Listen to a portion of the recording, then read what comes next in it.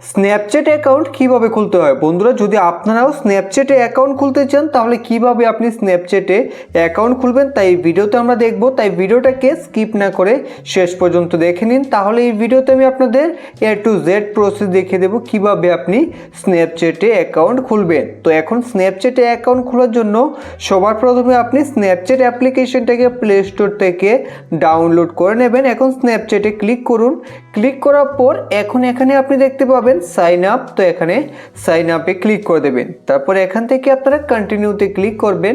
কন্টিনিউতে ক্লিক করার পর আপনাদের কিছু পারমিশন এলাও করতে হবে, তো আপনারা এখান থেকে এলাও করবেন, তারপরে এলাও করবেন। এখন এখানে আপনার নাম দিয়ে দিতে হবে, তো আপনার নামে যে ফার্স্ট নেম তা এখানে দেবেন এবং লাস্ট নেম এখানে দিয়ে দেবেন। নাম দিয়ে দেওয়ার পর এখন এখান থেকে আপনারা এগ্রি অ্যান্ড কন্টিনিউতে ক্লিক করবেন। এগ্রি অ্যান্ড কন্টিনিউতে ক্লিক করার পর এখন এখানে আপনার বার্থডে অর্থাৎ জন্মদিন দিতে হবে।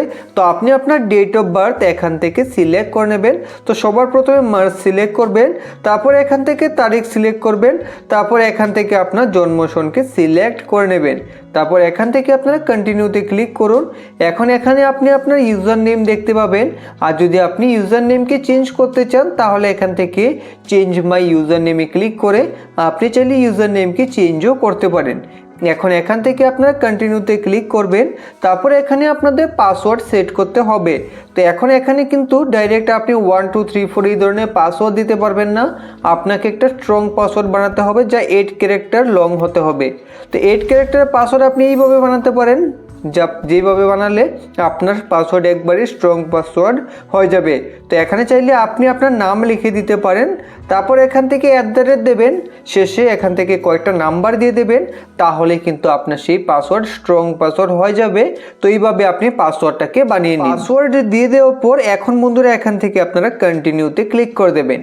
কন্টিনিউতে ক্লিক করার পর এখন এখানে আপনি আপনার ফোন নাম্বার দিয়ে অ্যাকাউন্টকে ক্রিয়েট করতে পারবেন, আর যদি আপনি ইমেল আইডি দিয়ে ক্রিয়েট করতে চান তাহলে এখান থেকে ইউজ ইমেল ইনস্টেডে ক্লিক করে আপনি চাইলে ইমেল আইডি দিয়েও অ্যাকাউন্টকে ক্রিয়েট করতে পারবেন।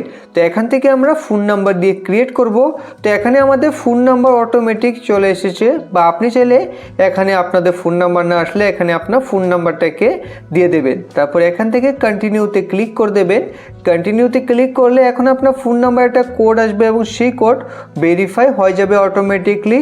তো এখন এখানে দেখুন আপনাদের কিছু ফ্রেন্ড, অর্থাৎ এখান থেকে আপনি চাইলে ফ্রেন্ডকে অ্যাড করতে পারেন, বা আপনি যদি অ্যাড না করতে চান তাহলে এখান থেকে ব্যাক হয়ে আসবেন, এখান থেকে স্কিপে ক্লিক করে দেবেন।